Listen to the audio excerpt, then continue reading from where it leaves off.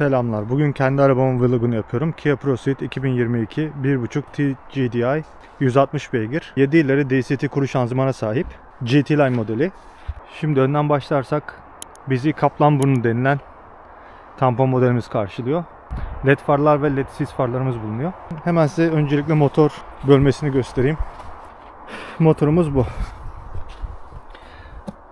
Şurada Kia ve Hyundai yazısını görüyorum. Yani motoru pek anlatacak bir şey yok. 1.5 turbo GDI dediğim gibi. Gayet değerli toplu böyle. Çok fazla alan yok ama yine çok da karmaşık değil iç kısmı. Şurada güzel bir yalıtımımız var. Baya kalın böyle kaliteli bir yalıtım. Kaputumuz çok ağır. Bende bundan önce Ceed vardı. Ceed'e kıyasla en az 2 kat ağır diyebilirim. Şimdi kaputumuzu kapatalım. Şuraya ufak izolasyon gibi bir şey yapmışlar. Yani arabanın görünümünü zaten introda gösterdim ama şöyle bir kez daha döneyim. 17 inç jantlarımız bulunuyor GT Line'larda. GT Line TX'lerde ise 18 inç var. Ancak ben ikisini de kullandığım için 17 inçin daha konforlu olduğunu söyleyebilirim. Görünüş olarak da güzel bu arada. Benim çok hoşuma gidiyor. Buraya gelene kadar arabamız biraz kirlendi. Kusura bakmayın, şu an Estonya'da karın içinde, ormanda bir yerdeyiz. Araba shooting brake diye geçiyor. Şimdi size bagajı göstereyim. Bagajı göstermeden de şurada bir Formula 1 brake var. Formula 1'deki gibi yanıp sönmüyor. O frene bastığınızda düz olarak yanıyor ama güzel bir tasarım bence. Benim çok hoşuma gidiyor bu. Bu spoiler da yine ekstra olarak geliyor GT Line'larda. Bagaja gelirsek, kameramız burada çok fena kirleniyor. Buna değineceğim sonra artılar eksilerinde. Kia'nın 7 yıl garantisi var Estonya'da. En güzel yanı bu. Bagajımız otomatik. Bagajımızı açtığımızda bizi burada 590 litre bagaj kapasitesine sahip bir bagaj karşılıyor. Çok büyük. Ama benim daha da hoşuma giden, hemen göstereyim. Plastiğin altı. Bu plastiği Kia size 80 euroya satıyor. Şunu söküp atarsam, bu altta Kia'nın çok güzel akıl ettiği bölmeler var. Ben her şeyimi buraya koyuyorum. Yani bagaja da bir şey koymaya gerek yok. Direkt bölmelere. Burada bu kadar hepsine ayrı ayrı bölme olmasına rağmen bu bölmelerin de altında bir de yedek lastik var. Burada JBL ses sistemimiz var. Burada üzerinde yazmasa da önde yazıyor. Ses sistemi gerçekten çok iyi. Otomatik şeyimiz yok bu arada. Burada hani basalım koltuk yatsın. Yok, koltukları içeriden yatırıyoruz. TX modelinde varsa bilmiyorum ama yoktu diye hatırlıyorum baktığımda. Koltukları yatırdığınızda neredeyse 2 tona yakın bir alana ulaşıyorsunuz. Bagajımız elektrikli. Bu bagajın açılıp kapanış hızını falan ayarlayabiliyorsunuz içeride. Yarı açılsın, full açılsın, hızlı açılsın, yavaş açılsın gibi. Kendi kapandı. Şimdi arabanın içine geçelim. İçine geçmeden önce kanala abone olup videoyu beğenerek beni desteklerseniz sevinirim. Arkadan başlamam gerekirse, araba çok geniş. Yani dışarıdan da uzun duruyor, içerisi de geniş. Ben 1.86 boyundayım. Bu arka koltuğa oturayım. Arka koltuğa oturduğumda 1.86 iken bile muhteşem bir diz mesafesi var. Kafa mesafesi, yine kafa mesafem var ama ucu ucuna. Burada klima çıkışımız, USB şarjımız bulunuyor. Ortaya geldiğimizde ise güzel bir kol destek ve şişe koymak için ya da bardak koymak için bir alan var. Buradan bagaja erişim yok. Bildiğim kadarıyla evet, yok. Arkası bu kadar. Çok bahsedecek bir şey yok. Arka kolda yine hoparlörümüz. Yani anlatılacak burada ekstra bir şey yok. Ama şu piyano black tasarımlar falan hoş olmuş bence. Burası yumuşak. Burası sert. Burası yumuşak. Burası sert. Yani klasik, üst yumuşak, alt taraf sert. Öne geçersek anahtarsız giriş bulunuyor. Şu an kilitledim, açıktı. Bir daha basalım. Anahtarsız girişimiz bulunuyor. Kapı koluna baktığımızda camlar, işte cam katlayıp açma. Hızlı bir şekilde. Burası gayet geniş, şişedir. İşte ben ıslak mendil, peçete, şişe falan koyuyorum. JBL burada görüyorsunuz simgesini. İçine oturduğumuzda ise böyle bir ekran sizi karşılıyor. Şu an Şimdi burada şuradan başlayalım. şerit takip, kör nokta uyarı sistemi, lastik basınç, traction ve bagaj açıp kapama tuşlarımız var. Burada bir şey eksik. Nedir bilmiyorum. Direksiyona geldiğimizde bu yeni Kia tasarımı. Direksiyonumuzda Siri ya da arabanın kendi sesli uygulaması gayet iyi çalışıyor. Bu moda istediğinizi atayabiliyorsunuz. Yıldıza istediğinizi atayabiliyorsunuz. Bunu da değiştirebiliyorsunuz hatta arama tuşunu. Buraya geldiğimizde şurada bir liste gibi bir şey var. Buna bastığınızda bu ekranı değiştirmek için ekrandaki şeyleri değiştirip detayları görebiliyorsunuz. Aşağı yukarı kaydırarak benzindir, şudur budur, rotadır, yorgunluk uyarı sistemi falan da var. Onu gösteriyor. Hız sabitleme, öndeki aracı takip. Bu özelliği ben bilmiyorum daha önce. Çok hoşuma gitti. Şerit takip. Bu benim ilk defa D sınıfında bir arabam. Bundan önce Jetta'm, Golf'üm ve Kia Ceed'im vardı. Ondan dolayı kullandığım, sahip olduğum en lüks araba diyebilirim. Ve şu hiç kullanmam dediğim özellikleri uzun yolda o kadar çok kullanıyorum ki şimdi kıymetini anladım desem yeridir. Şu kollara baktığımızda otomatik yağmur sensörümüz var. Otomatik farımız var. Uzun far asisti var. Şimdi ben bunlara terimlere İngilizce hakim olduğum için Türkçe'ye biraz sıkıntı çekiyorum. Kusura bakmayın. 10 inç bir ekranımız var burada. 10 inç ve burada da 12 inç bir ekranımız var. Bu arabada wireless CarPlay yok. Yani kabloyla bağlanıyoruz. Ancak benim şurada Temu'dan 20 euroya aldığım bir cihaz var. Onu kullanıyorum. Biraz yavaş ama işimi çok görüyor. Çok da hızlı, yani bağlanması çok hızlı arabaya bindiğinizde falan. Şu an bakın haritadayım. Gayet hızlı bir şekilde. Menüye gelelim. Yani gördüğünüz gibi gayet hızlı bir geçiş var. Spotify'a girelim. Şimdi size sesi açacağım ama bunları dinlediğiniz için ses biraz bozulabilir. Ben yine de çok iyi olduğunu düşünüyorum. Çok yüksek bir ses yok. Böyle bangır bangır bir ses yok ama temiz bir ses veriyor. İçeridekiler için gayet yeterli diyebilirim. Şuradan bir şarkı açayım mesela.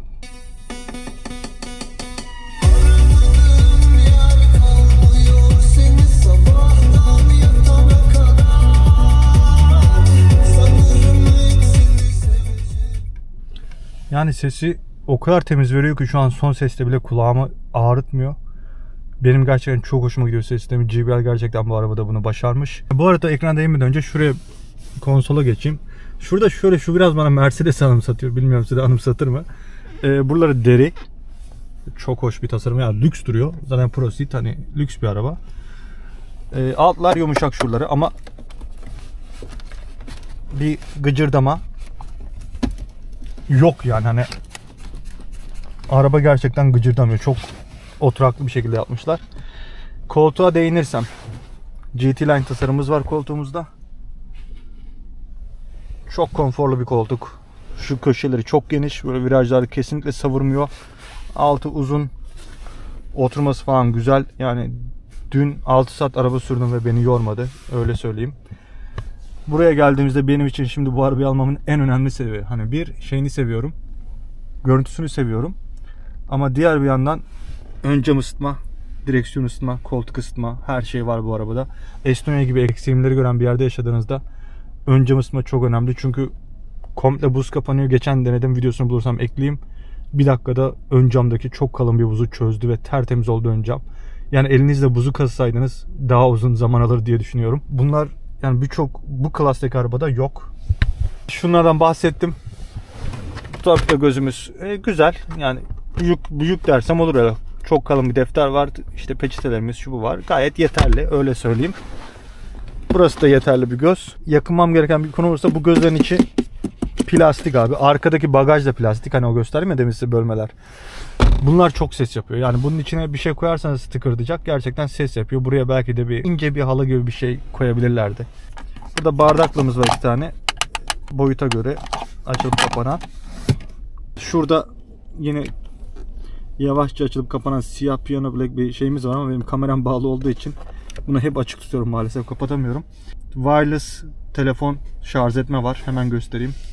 Telefonu koyuyoruz. Ve ışık yandı. Şu an telefon şarj oluyor. Ya bunlar o kadar ekstra özellikler ki hani bu sınıfta bir araba için Kia D sınıfında. Yani bilmiyorum şu an tabii ki de başka markaları karalamak istemem. Ama eminim ki Passat'ta şunda bunda yok. Ön cam ısıtmaymış, direksiyon ısıtmaymış. Yok şuymuş falan yoktur yani. Hani birkaç tane binmiştim, yoktu çünkü. Yani üst paketlerinde varsa bilemem. Hem fiyat olarak onlara kıyasla azıcık daha ucuz. Çok ucuz dersem yalan olur. Yani bahsettiğim dediğim gibi araba böyle. Şu direksiyona şimdi GT Line da dikkatimi çekti. Ben bir aydır kullanıyorum arabayı. 28.000'de aldım. Şu an 29.500'e gelmek üzere.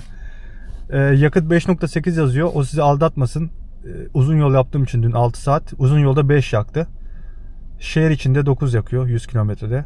240 ibresi var. Maksimum hızı 210 gösteriyor internette.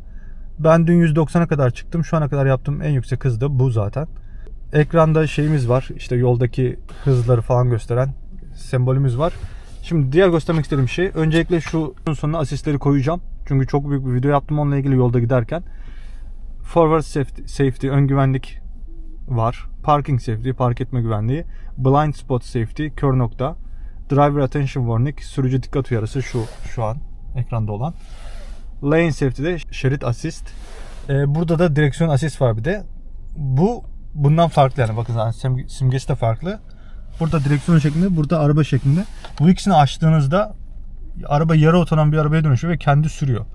Sadece 5-10 saniyede bir şöyle direksiyona dokunmanız lazım. Ben dediğim gibi yani bu size normal geliyor olabilir. Benim daha önce böyle bir araba olmadığı için dün böyle ağzım kulaklarımda gittim. O kadar hoşuma gitti ki. İstiyorsan 10 saat sür. Yormaz seni araba. Gerçekten muhteşemdi. Çok da iyi çalışıyor. Sapıttığı yerler var ama zaten bunlara değindim videoda. Birazdan göreceksiniz. O kısmı koyacağım. Bunu sevmeyenler olabiliyor. Bu benim çok hoşuma gidiyor. Ben her şeyin şu ekranda olsun istemiyorum Tesla gibi. Şurada biraz böyle dokunacağım tuşlar olacak. İşte klima içinde ekrana dokunmayayım yani sürerken. Onun için ben buna çok okeyim. Alırken buna da çok dikkat ederek aldım. Hani bunu isteyerek aldım, öyle söyleyeyim. Şimdi ekrana bakınca burada cluster var mesela. Bu cluster'da şu ekranı hemen bir çevireyim. Bu ekranı da temadan ayarlayabiliyoruz burada. Mesela cluster temasına gelelim. Şöyle farklı temalarımız var. İlkini göstereyim. Bu havaya göre gösteriyor. İşte hava neyse onu gösteriyor. Bence bu çirkin. Benim kullandığım bu. Bu tema var. Bu da güzel duruyor aslında. Ve bir de bu var. Ben A'yı kullanıyorum. Ya her şeyi ayarlayabiliyorsun. Tek tek burada detaylara girmeyeceğim. Şöyle de bir şey var. Kia Proceed'i 2025'te durdurdu. Artık üretmeyecek. Son yıl bu seneydi. Benimki 2022 model. Almamın diğer bir sebebi de buydu. Görünüş olarak çok seviyordum almadan önce. Ve bir daha bu arabaya sahip olamayacak olma düşüncesiyle ben aldım. Ama artık yollarda Proceed yok. Çünkü elektrikli modellere geçiyorlar. Proceed'e elektrik desteği getirmediler. Bir de Türkiye'de satmadılar bunu. Amerika'da satmadılar. Yani birçok büyük ülkede satmadılar zaten. Sadece Avrupa özel geldiği için satışları da çok yükselmedi. Ama baktığınızda araba gerçekten Kia'nın lüks sınıfında bir araba diyebilirim. Yani lüks dediğim D segmenti yani. Siz anlayın beni. Camda otomatik karartma var. Ama işinize yarıyor mu? Kesinlikle yaramıyor. Bakın Onur'un arabası şu an benim dibimde. Onur'u zor görüyorum. Yani cam kör. Spoiler koymuşlar ekstra. Arkası kör. Arkada 30-40 metre mesafede araba olduğu zaman ben hiçbir şey göremiyorum. Bu aynayı kullanmıyorum desem yeridir. Yanları kullanıyorum genelde. Ama şöyle bir şey var. Şu kamera özelliğiyle belki de bundan dolayı yaptılar. 150 ile bile giderken bu kamera açık kalıyor. Çünkü hani bazı arabalarda belli bir hızlardan sonra kapanıyor. İzin vermiyor. Bunda tüm yol boyunca bu kamera açık gidebiliyorsunuz arkayı görerek. Belki de sebebi budur. Bunun farkında oldukları içindir. Çünkü tasarımdan dolayı bunu çözemeyecekleri için. Belki de böyle bir çözüm bulmuş olabilirler. Yani arkayı göreyim diyorsanız, tüm yol boyunca istiyorsanız bunu da açıp gidebilirsiniz. Arka kameramız. Bunu ilk defa görüyorum. Bunu ben daha önce görmemiştim. Şu an yeni gördüm sizle beraber. Çok iyiymiş. Bir de şu da var ama geniş açı, çok geniş açı. Şu an yapmıyor. Niye yapmıyor bilmiyorum. Zaten kullanmıyorum. Yani ben bunları işte değiştirmiyorum ama isterseniz direkt ayarlardan da bunları sabit yapabiliyorsunuz. İçinde bu arada sim kart falan var. İnternet her şeyi alıyor kendisi. Navigasyonu falan çok iyi çalışıyor. Navigasyonu burada açtığımızda buraya da veriyor bize bir yer koyduğumuzda. Böyle bu kadar detaylı vermiyor da okları falan gösteriyor işte. Navigasyonu canlı. İnternet olarak falan.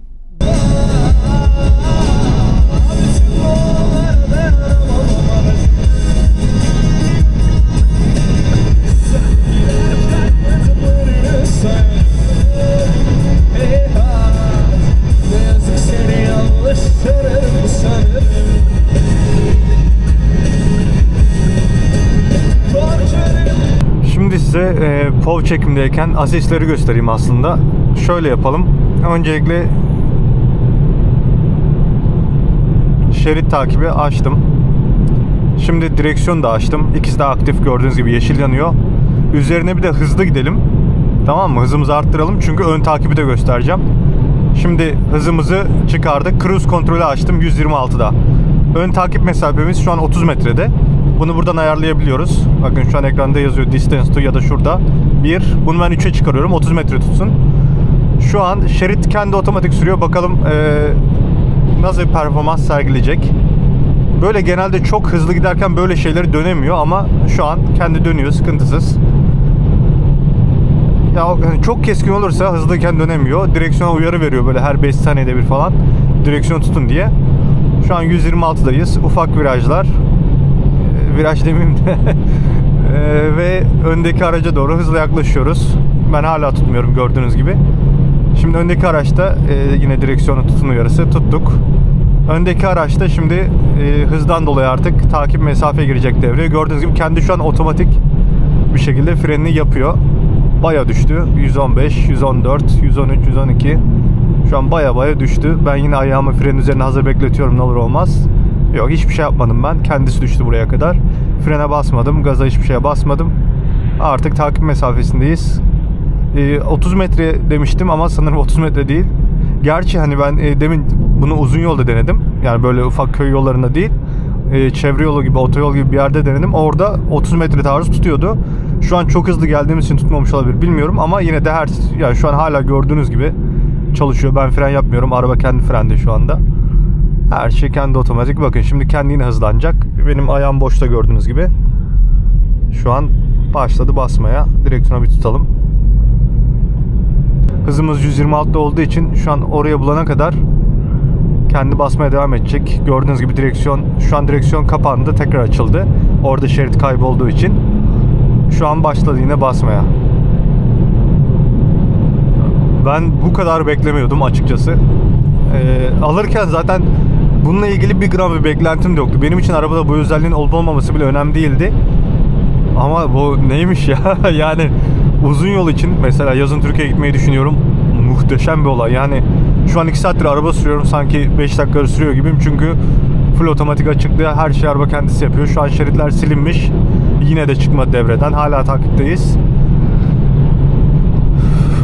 Bilmiyorum ben daha ne isterim yani bu sınıfta bir arabadan, bu fiyatta bir arabadan böyle bir teknoloji ve neredeyse sorunsuz çalışması. Çünkü bazen çıkıyor dediğim gibi. Onun için size her zaman yine de eliniz direksiyonun yakınında olması lazım. Giderken çıktığı an mesela bazen şu şerit alta dönüş için alta ayrılıyor. Orada o şerite girmeye dalıyor falan. Ama genel olarak uzun yolda bu çok tatmin edici. Şu an kapandı mesela gördüğünüz gibi ikisi de kapalı. Sebebini bilmiyorum. Belki şeritler biraz kötüydü demin. Şu an şerit takibe girmeye çalışıyor. Şerit takibe girdi. Direksiyon hala kapalı bu arada. Direksiyon bende. Ama şerit takipteyken de yine direksiyon tutuyor aslında. Ama ben ne olur olmaz. Şu an ikisini kapattı. Orta şerit kayboldu çünkü. Orta şeridimiz hala kayıp. Şu an yavaştan gelmeye başladı. Ama hala kapalı. Şu an şerit takip tekrar devrede. Gördüğünüz gibi sistem bence çok iyi çalışıyor. Bu kadar yeter diye düşünüyorum.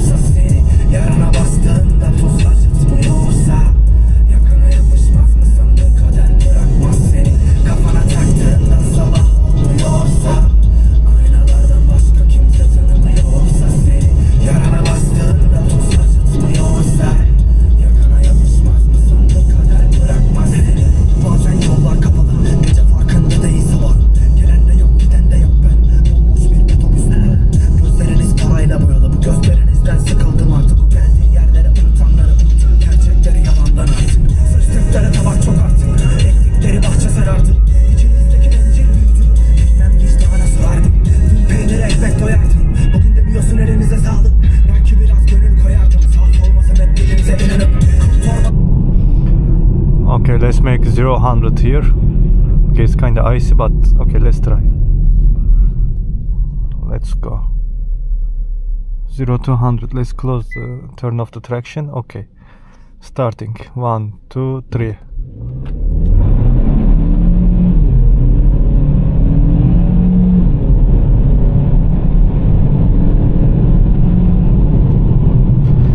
Yeah, because of the ice road, the tires spin a lot, but not bad.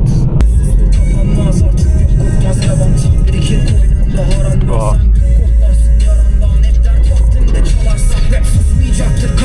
Imagine entering here with 100, I will directly go to the other side, because I am checking the map all the time. I saw the corner